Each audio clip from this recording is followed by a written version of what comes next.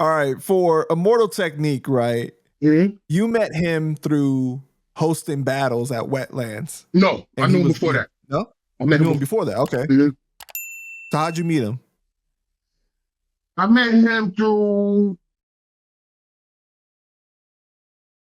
there's a crew, there was a band, a hip hop band in New York City called Doogies. And they, I went to school with some of them.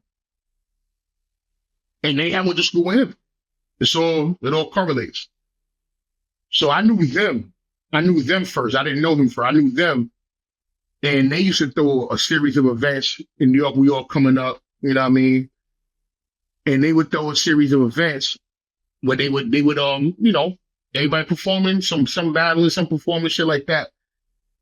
And they used to always, you know how like back in the day, everybody had that one guy, like, this is my spitter right here. This is him. Like remember Right. with Rockefeller, then Jay was like, yo, I got Beanie Siegel. When the Beanie would just come out, like everybody had that one guy that was just the guy that would, you know what I mean? And to me, in my mind, if my mind tells it, Immortal Technique was that to them. Like he wasn't in the group, but he was there, nigga. You know what I'm saying?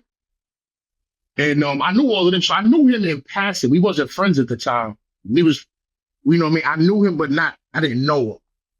But I knew of him, and it was, you know what I mean, whatever. But we wasn't friends yet.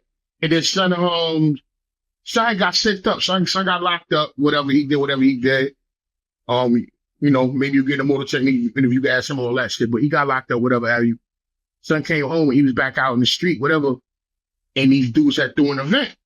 So I pulled up to the event like I always did. And they had it was a battle event actually.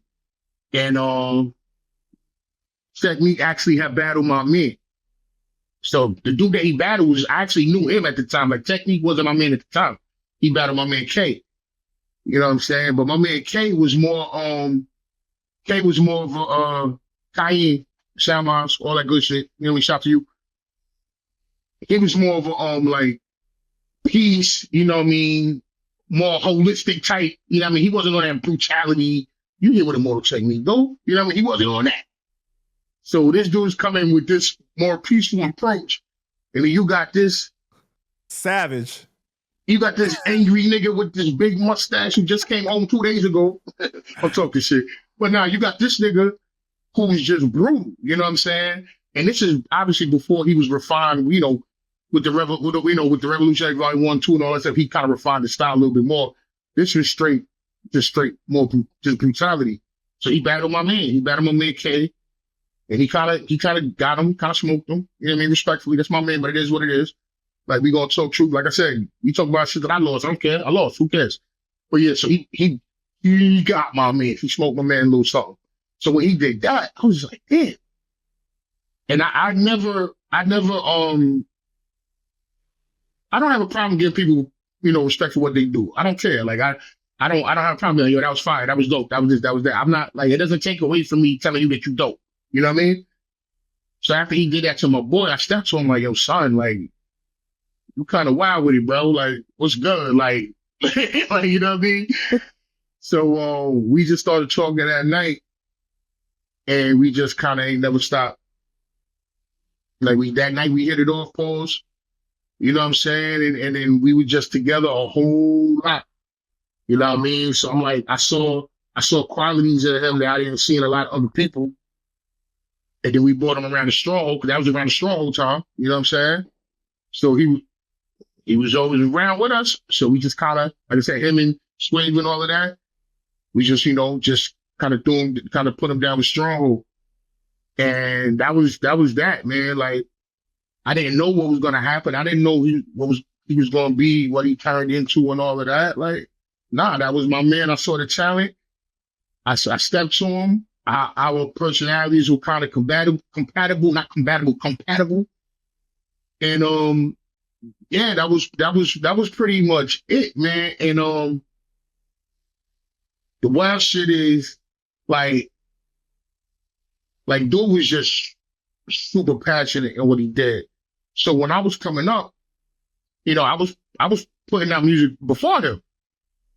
So I had a little situation. I don't know you know how you structuring this shit, but I ended up getting a little situation with Brick Records, Land Street Records, whatever. So I should be in Right. Boston. I should go to Boston like every other shit, like 2-3 times a month. I'm in Boston. Shit. When I first came out, some people actually thought I was from Boston, which is crazy.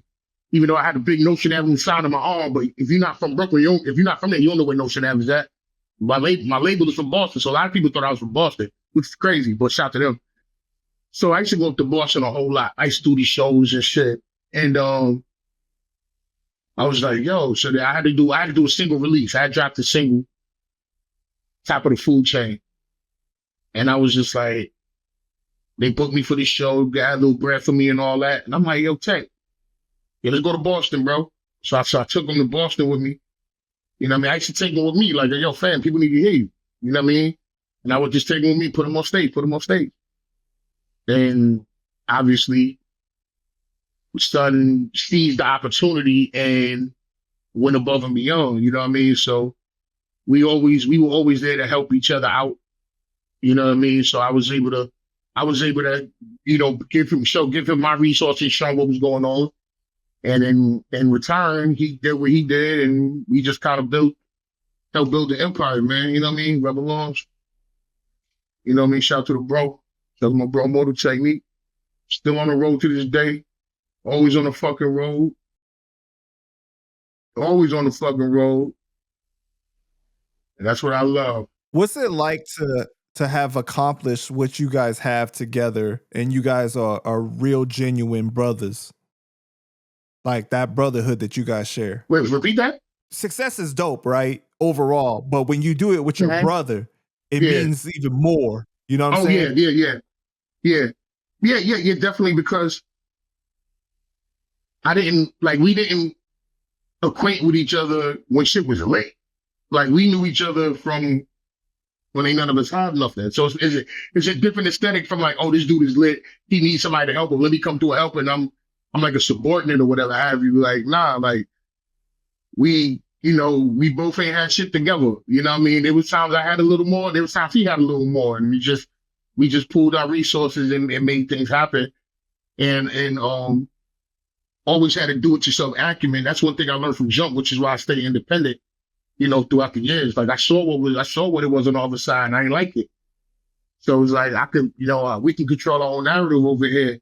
And we've been doing that for a very long time, and it's always a blessing to do with people that you consider family.